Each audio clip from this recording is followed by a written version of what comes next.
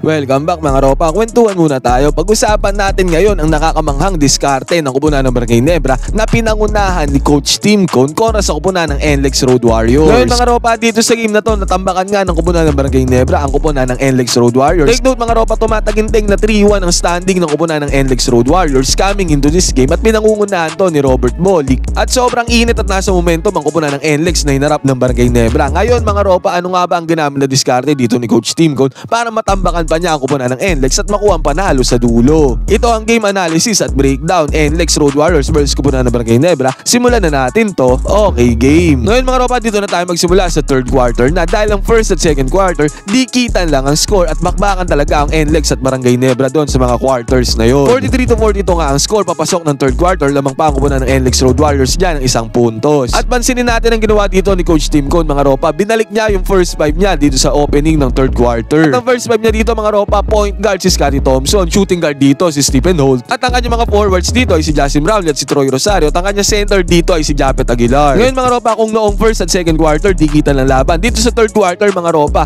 tinambakan ng kupunan ng Barangay Nebra ang kupunan ng NLEX Road Warriors. At dito sa unang play na to mga ropa, pansinin natin yung depensa dito ng NLEX Road Warriors, nagkalituan sila. Pansinin natin si Watkins at yung isang player dito ng NLEX Road Warriors na nakatingin sila kay Japet Aguilar doon sa may paint. Ngayon mga ropa, sino ang bumabantay kay JB32? Wala. Kaya ang tendency outcome nito mga ropa, pag pwesto ni JB32 dito sa may 3-pointer, open na open mga ropa, walang resistance, easy money ang 3-pointer na to para kay JB32. Walang bantay, basket is good. At ito ba mga ropa, sunod na possession ng Barangay Nebra, pansinin natin yung signature high screen nila dito. Nag-set ng high screen dito si Japet Aguilar. Ngayon kuha na ni Japet Aguilar dito yung defender ni Scottie Thompson. Inatake na ni Scottie Thompson ang depensa ng kupunan ng NLEX. Ngayon mga ropa, naging butas o problema nga dito ng NLEX Road Warriors ay yung import nila na si Watkins dun sa may paint. Pansinin natin na nag-drop defense siya dito mga ropa, kaya automatic trabaho niya na saluhin dito si Scottie Thompson pag-atake doon sa may depensa. Pero dinaanan lang ng parang hangin ni Scottie Thompson dito ang import na si Watkins. Tinitigan lang siya dito ni Watkins. Open lane mga ropa, walang resistance na dapat trabaho yan ni Watkins na saluhin niya talaga dito si Scottie Thompson. Ang tendency outcome niyan mga ropa, easy para kay Scottie Thompson. Piece of cake, easy 2 points, basket is good. Nakasagot naman dito ang kupunan ng NLEX Road Warriors sa transition offense nila. Hindi na to sinabayan ni Justin Brownlee ang lipad ni Enoch Valdez. Ngunit sa kabilang banda mga ropa, possession ulit ng Barangay Nebra dito. Dito na pumutok ang isang Stephen Holt. Unang-una mga ropa, pumukol siya ng 3-pointer dito sa may top of the key. 3-pointer, pasok ang 3-pointer na yan ni Stephen Holt. Basket is good. 50-47 ang score mga ropa, 3 puntos sa naging kalamangan dito ng Barangay Nebra. At pansinin natin dito mga ropa, napaswitch si Troy Rosario dito sa depensa kay Robert Bolick. Kaya kinapitalize yan ni Robert Bolick, natake ng depensa ni Troy Rosario, mismatch yan. At sa pagkakataon na to mga ropa, successful na na-penetrate ni Robert Bolick ang depensa ng Barangay Nebra. Kaya ang kinalabasan nito mga ropa, outcome nito, easy pasa niya lang dito sa may cutting nakakampi niya, walang bantay. Automatic mga ropa, easy 2 points agad para sa kupunan ng NLEX Road Warriors, basket is good. Pero ang masaklap dito para sa kupunan ng NLEX Road Warriors mga ropa, nag-init talaga si Stephen Holt dito sa may starting ng third quarter. At mga ropa, possession ng Barangay Nebra, fake lang ni Stephen Holt dito sa depensa ni Robert Bolick. Hanep ang fake dito ni Stephen Holt mga ropa, nahahawig sa fake na ginagawa ni Klay Thompson sa NBA. Pagka-fake mga ropa, open na siya dyan sa may 3-pointer. Again, basket is good na naman ang 3-pointer na yan, long range bomb para kay Stephen Holt. At hindi ba dyan natatapos ang pagbulusok sa opensa ng kupunan ng Barangay Nebra mga ropa?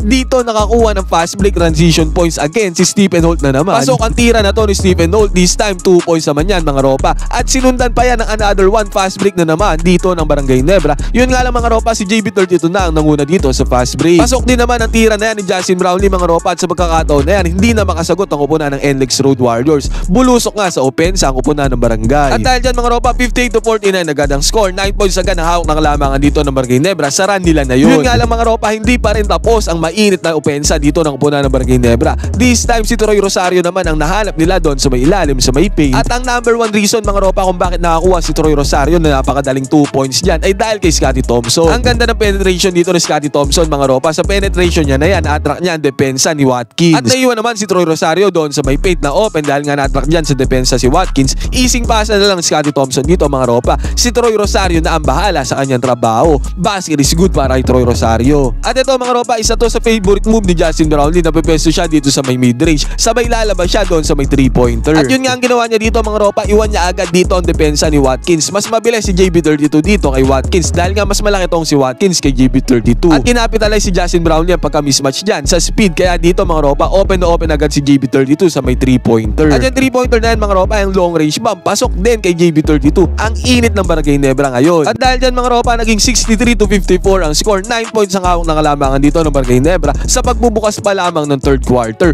Walang nagawa dito ang NLEX Road Warriors sa kanila. At sabi ko nga mga ropa, dun sa unang video natin, nalimitahan talaga ng kupunan ng Barangay Nebra dito ang production ni Robert Bolick. Dahil nga pinadepensa ng maigpit ni Coach Tim Con dito si Robert Bolick para hindi makapag-produce sa opensa. At dito mga ropa, kahit third quarter na, talagang maigpit ang depensang nilalaro ng kupunan ng Barangay Nebra dito against kay Robert Bolick. Turnover naman ang kinalabasan niya ng possession ng NLEX Road Warriors. Again, good defense na naman para sa kupunan ng Barangay Nebra. At yung good defense na yan mga ropa, nag-translate yan doon sa may kabilang banda. Transition offense naman dito ng Barangay. Pansinin natin na sa pass break na to ng Barangay mga ropa, nakapwesto agad si Stephen Holt dito sa may left side wing 3-pointer. Magandang positioning to ng Barangay Nebra sa may pass break na spread out agad yung position nila para mahirapan ang depensa ng NLEX Road Warriors dito sa may transition. At ganun nga nangyari dito mga ropa, open na naman si Stephen Holt dito sa may 3-pointer at na-anticipate naman yan ni Maverick Hamnisi. Again mga ropa, walang bantay, walang resistance, easy money ang 3-pointer na to para kay Stephen Holt. Basket is good na naman. At ito mga ropa, possession ng NLEX Road Warriors, depensa na naman dito ang kupunan ng Barangay Nebra,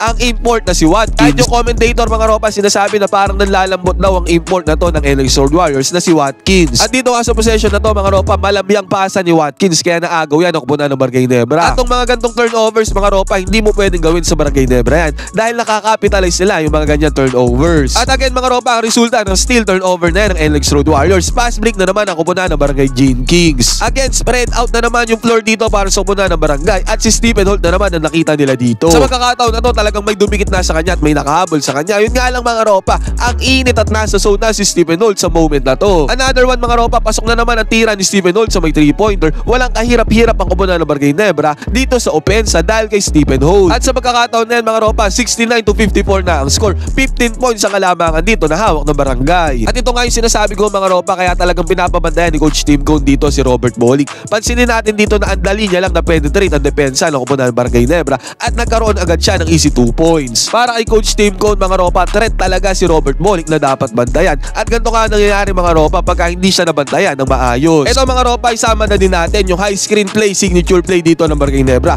Pick and pop play ang ginawa dito ni RJ Barrientos sa JB32. Set ng screen ni Justin Brownlee dito mga ropa, atake sa depensa ni RJ Barrientos. Sabay balik ng bola kay Justin Brownlee dito sa may 3-pointer. Pero interesting ang pagkakapasa dito ni RJ Barrientos. Behind the back pass ang ginawa niya dito. Ang ganda ng pasa mga ropa at nagkaroon ng space dyan si Justin Brownlee dahil sa play nila na ginawa na yan. Yun nga lang mga ropa, mintes ang tira dito ni JB32 sa may 3-pointer. Sayang ang gameplay. At again, eto na naman, sinusubukan ni Robert Bolick na kumambak dito para sa kupunan ng NLEX Road Warriors. Siya na ang naghahawak lagi dito ng bola para umatake sa depensa ng Barangay. Kaya yung ginawa talaga ni Coach Tim Con na depensa ng maigpit dito si Robert Bolick dito sa may first at second quarter ay napakagandang idea para hindi agad mag-init itong si Robert Bolick. At dito nga mga ropa, kaunting putos pa lang na-score ni Robert Bolick, third quarter na ang game. Penetrate niya naman sa depensa dito, nakabingwin siya ng foul dito against sa kupunan ng Barangay Nebra. Nag-enjoy ka na at nanalo ka pa, piliin ang link na nasa may comment section, gamitin ang promo code na Johans, piliin ang sports option para makakuha ng 12,000 bonus. At dito sa pagtatapos ng third quarter mga ropa, 2 minuto may higit na natitira dito sa third, hindi pa rin talaga nagpapaawat si Stephen Holt. Kahit tambakol na ng bahagya dito ang kupunan ng NLEX Road Warriors, patuloy pa rin ang momentum na meron si Stephen Holt dito. Ang ginamit na gameplay dito ng kupunan ng Barangay Nebra mga ropa, yung signature triangle offense nila kung saan nalokit nila si Stephen Holt dito sa may right side 3-pointer. Palasa lang nila ng bola dito mga ropa at nakapag-form sila ng triangle, RJ Barrientos, Scottie Thompson at Stephen Holt. Yung triangle na yan mga ropa nasa may right side at si Scottie Thompson ang nagbigay ng bola dito kay Stephen Holt. At ang init nga ni Stephen Holt mga ropa, again tong 3-pointer na naman na to, pasok na naman para sa kanya. Actually mga ropa, ang pagkakadagdag talaga ni Troy Rosario dito sa lineup ng Barangay Nebra ay napakagandang bagay para sa kupunan ng Barangay. Kasi nalalaro na ni Stephen Holt yung talagang position niya dito na shooting guard. Hindi na siya napapagod sa pagdepensa sa malalaking players ng kalaban. At ito ang nagiging resulta nun mga ropa, maayos na nagagampanan ni Stephen Holt ang kanyang position dito as shooting guard. At ito pa mga ropa, sumunod na possession dito ng Barangay Nebra.